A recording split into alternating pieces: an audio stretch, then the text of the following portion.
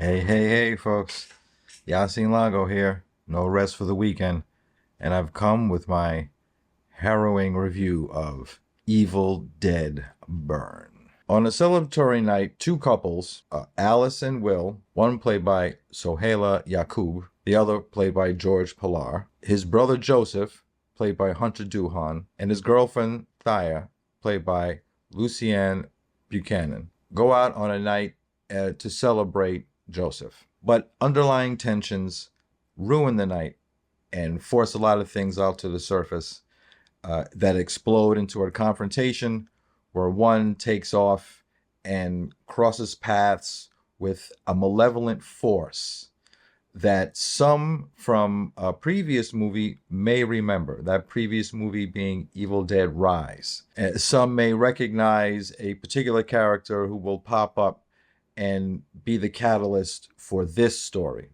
After tragedy has struck, Alice then aligns with the rest of the Price bloodline, being the family of Will and Joseph. That consists of apathetic mother Susan, quietly outraged father Edgar, and senile grandma Polly. A very weird bunch of subtly bizarre folks who have plenty to hide because they all descended from the grandfather, who is no longer around, missing for quite some time, supposedly abandoned the family to study the Necronomicon, the Book of the Dead.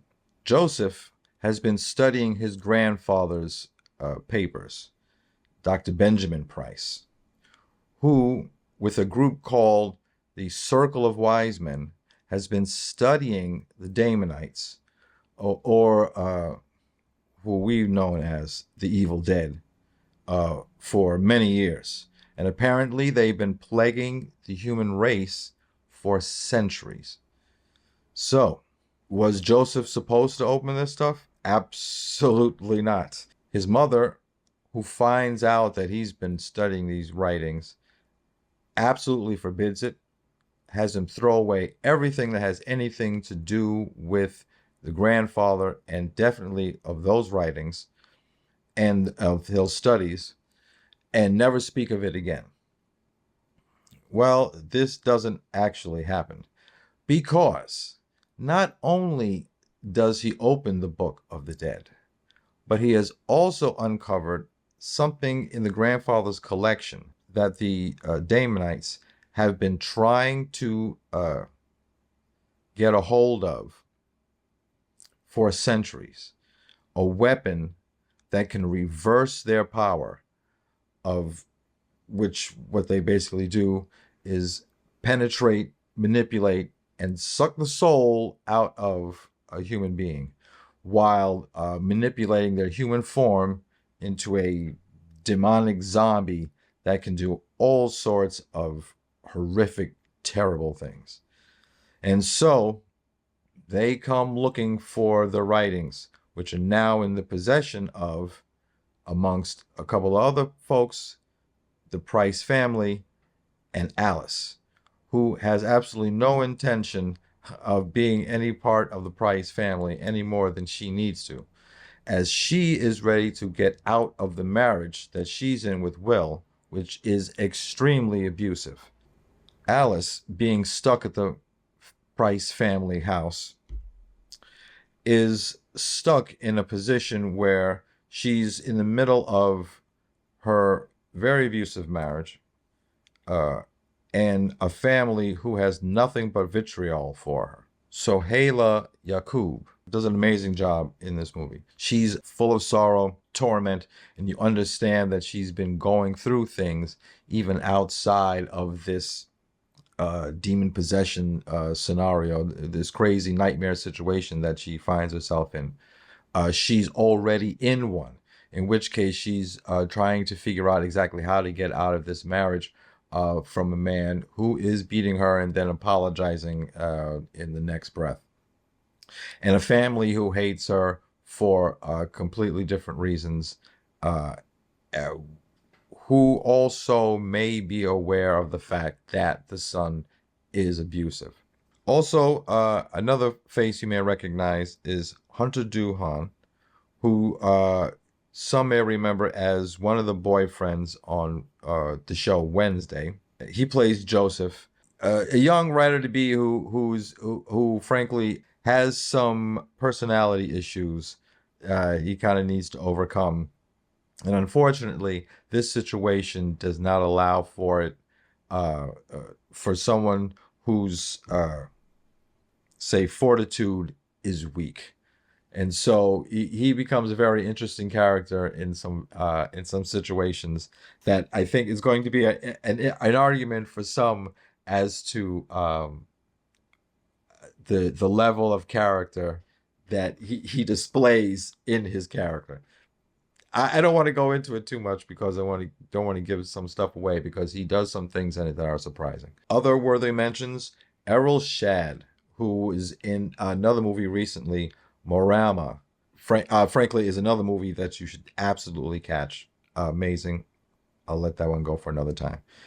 He plays the father in this, Edgar Price, who, as I said before, is quietly outraged, but he has some issues about the marriage, and he has some issues about some of the things that happen to precipitate the story into why the Price family gathers together again after not necessarily being the most loving reunion filled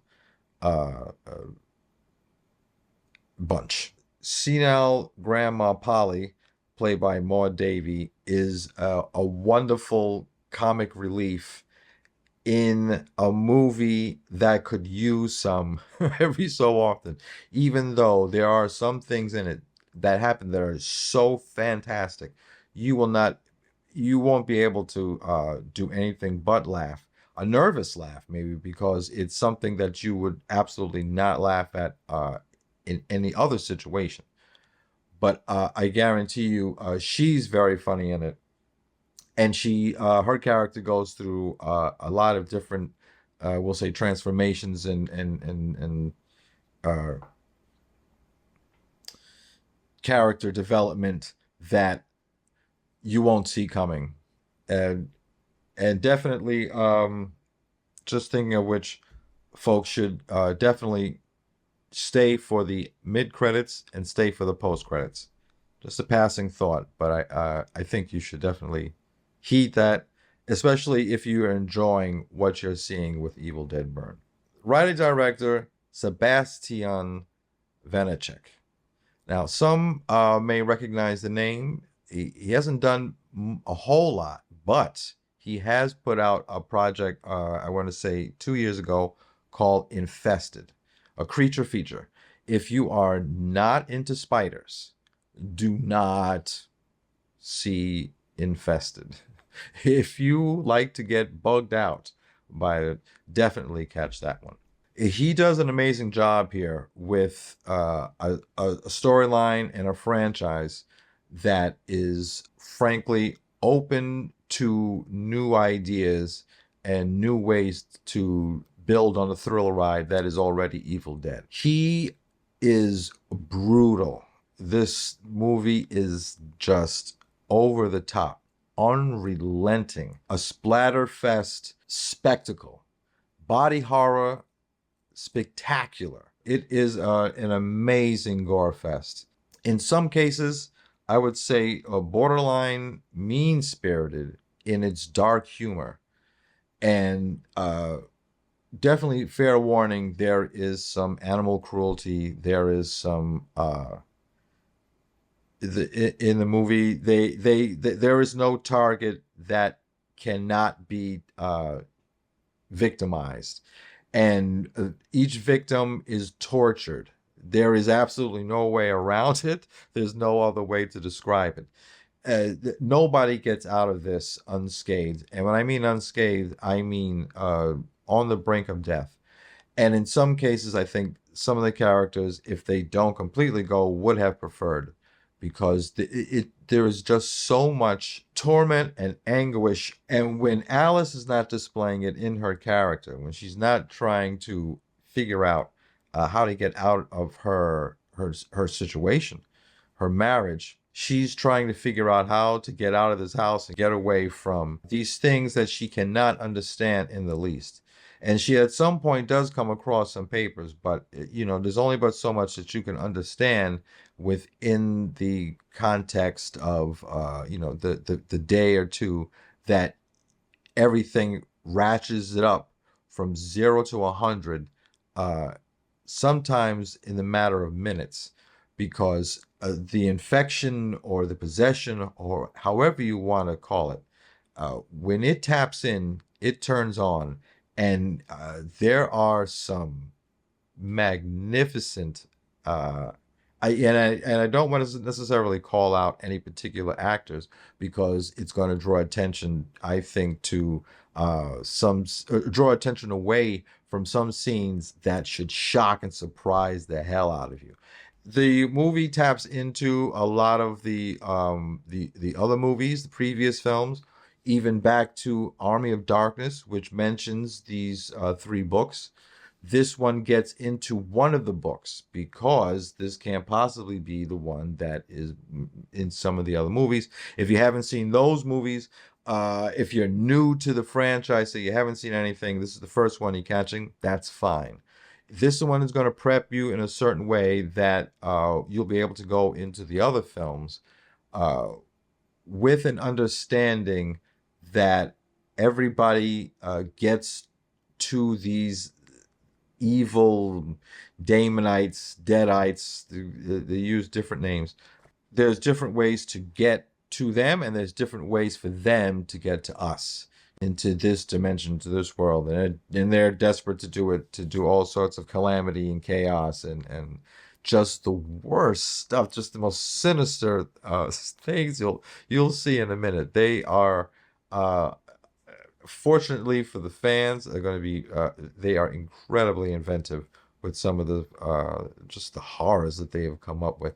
And like I said, if you're new to the franchise, this is fine. You can always get come into this and go backwards. For fans of the franchise, we're ready. I'm ready. We're ready for this sort of stuff. We've been waiting for it, and it's exactly what we're thinking. There's a certain formula that they have. I want to say adhered to. It's not downright obvious, but those who have seen, especially the last 2 movies, Evil Dead and Evil Dead Rise, will see the progression sort of in the same way, and climax in sort of the same way that those 2 movies do, yet in a totally different way, in a totally different in a totally different catastrophe than the previous 2, but equally as fantastic and just downright mind-numbing. Stay for the credits because there are some other things that they want to talk about with the Evil Dead franchise. So with that said, I'm going to end the review here. I'm going to tell you, fans of horror, fans of Evil Dead, and for folks who just want to get like a serious, a fantastic, brutal thrill ride, you want to catch Evil Dead Burn. Go to the theaters and see this one with audiences. You'll all love it. You'll all thank yourself. With that said, this is Yasin Lago. No rest for the weekend. Evil Dead Burn. Catch you later. This is the BTRP Media Network.